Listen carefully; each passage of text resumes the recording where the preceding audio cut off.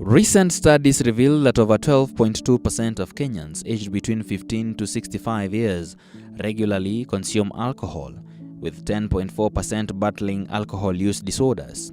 Alarmingly, the average age of first consumption is just 11 years old, and tragically, cases as young as 4 have been reported. Each year, more than 14,000 lives are lost to alcohol-related causes. A nation is slowly drowning in the very substance that once celebrated life. Vile nilianza pombe, baba yangu alikuwa anapika pombe. Ndio ilinileta kwa hii. Kuna mzee alikuwa anasaidia ng'ombe yetu kuzaa na alikuwa anapika mratina. By then I was in high school. Sasa nikajulia pombe hapo na pombe imenifanya madhara sana.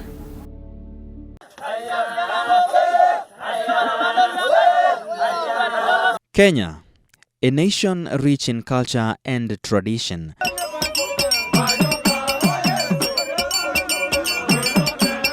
where alcohol flows freely during celebrations, binding families and communities together.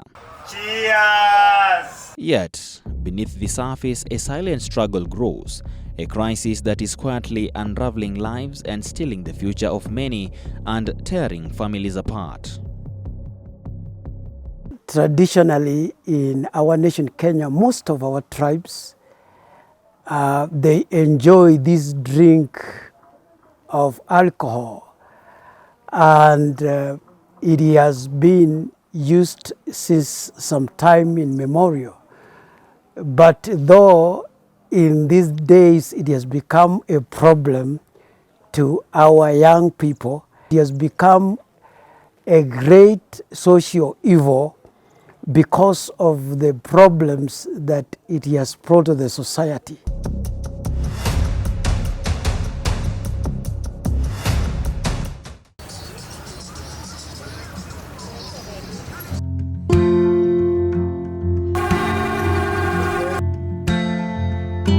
Behind every statistic, there's a human face, a life altered forever.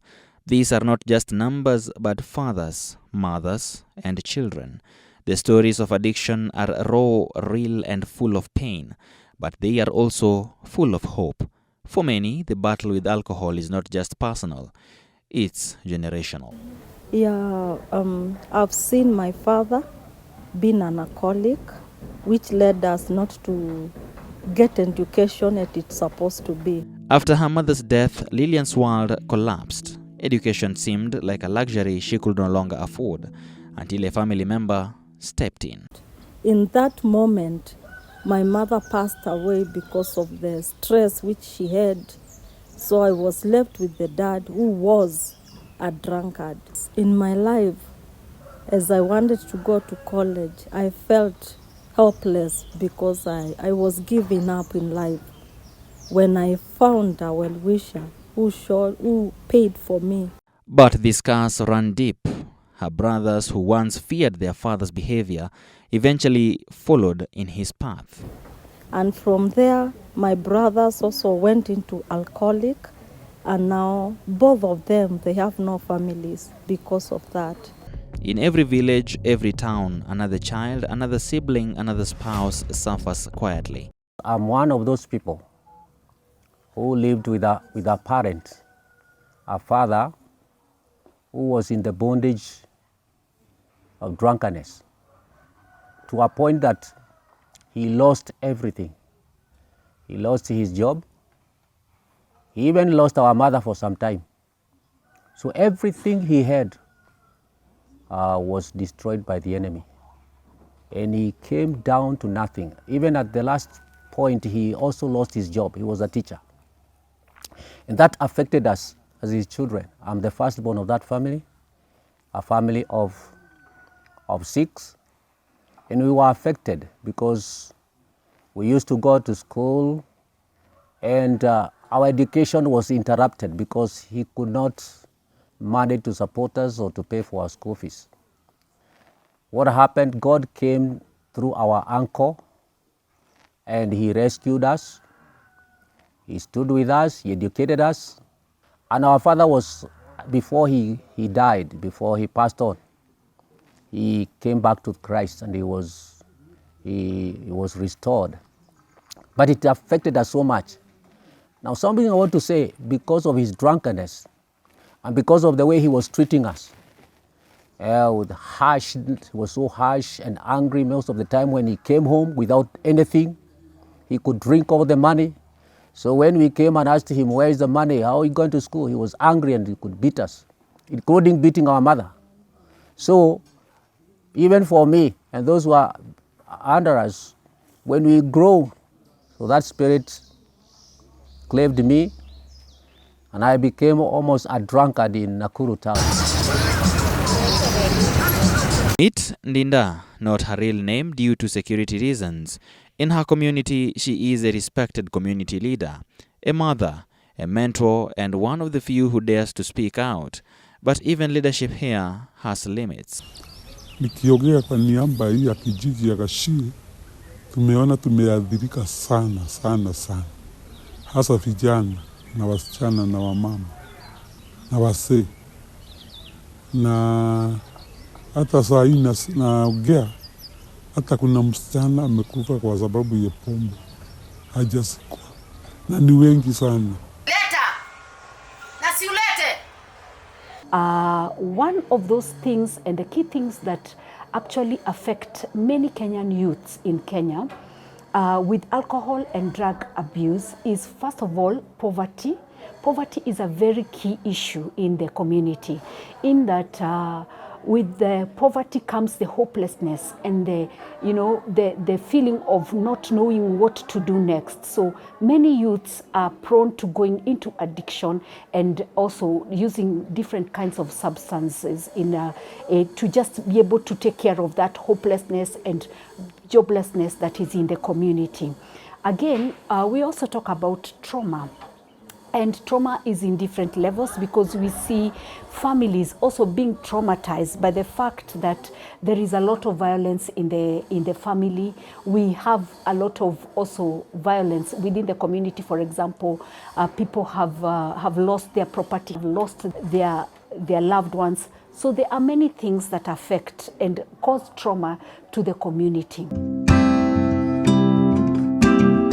Also, there is the availability of cheap liquor that is in the community. One of those things that I have been able to come across is that every household in the community, for example, where I work in Gachie, you don't go more than 10 houses before you find somebody who is brewing alcohol. And so that availability of alcohol has started bringing young people, very young, as those ones, for example, people who are in primary school have started using alcohol because of the availability.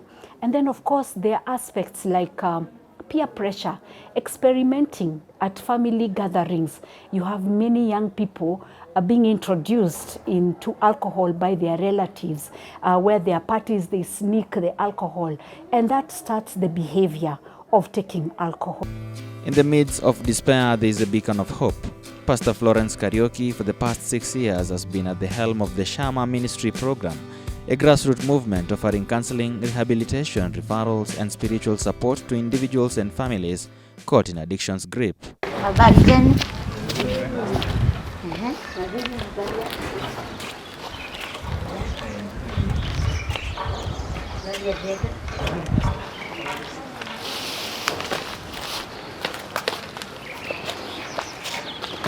What inspired me to start the program for people who are in alcoholism is because I have been doing emotional healings to the parents who have children, others husbands who have been in addiction, and they have been going through trauma in their lives, and they have been suffering a stigma.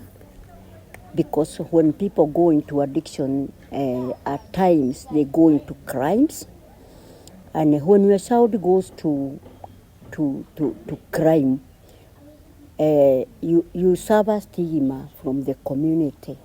Through Shamba ministry, Florence has reached out to hundreds, and what she's discovered is both painful and powerful.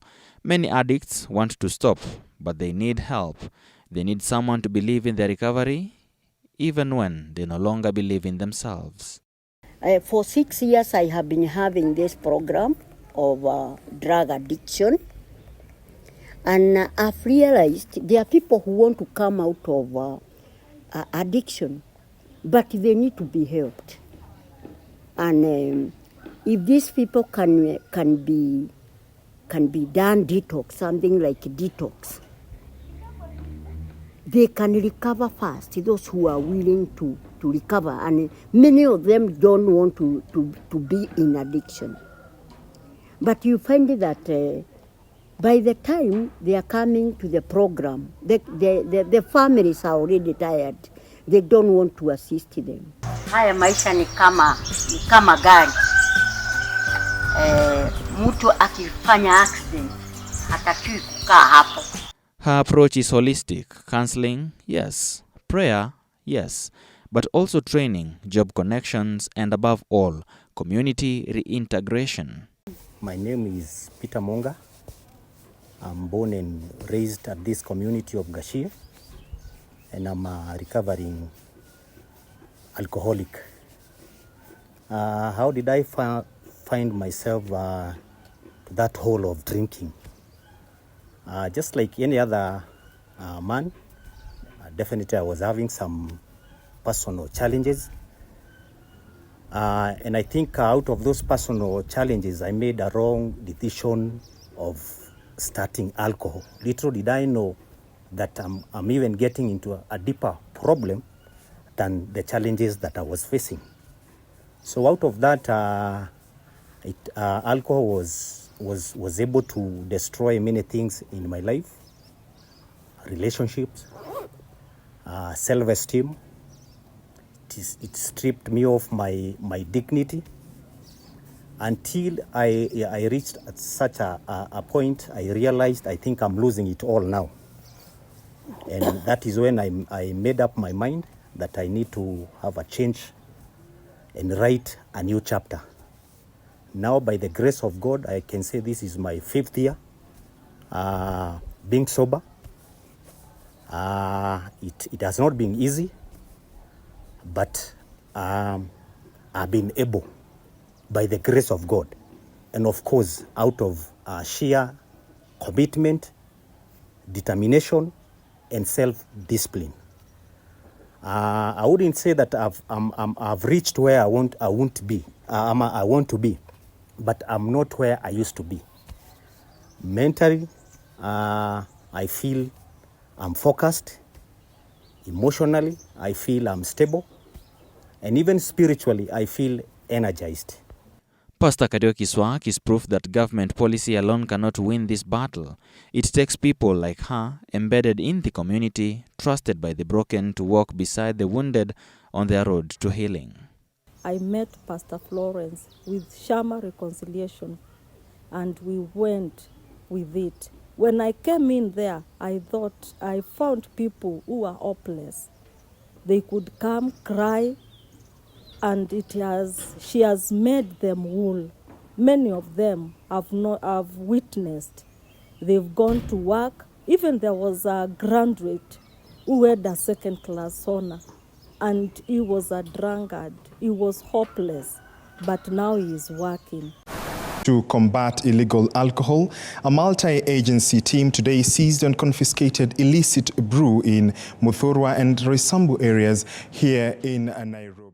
Despite the odds, hope is emerging. With increased awareness, accessible rehabilitation services, and a community willing to act, recovery is not just possible, it is happening.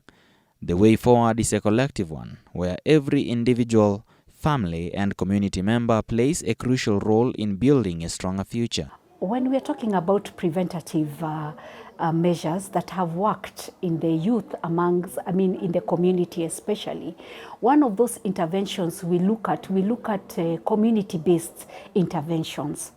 why Shamba ministry has also been actually very effective in winning off some of those people who are in alcohol is that we don't remove them from their homes. We don't remove them from their community. One of those things we try to do as much as possible is reintegrate them by, first of all, we intervene by providing counseling. And when we provide this counseling, we sensitize them on the effects of alcohol and alcohol use. Alcohol addiction may be a silent struggle, but together we can give it a voice. For the sake of our families, our communities, and our future, the time to act has come. Recovery is not just a possibility, it is a collective responsibility.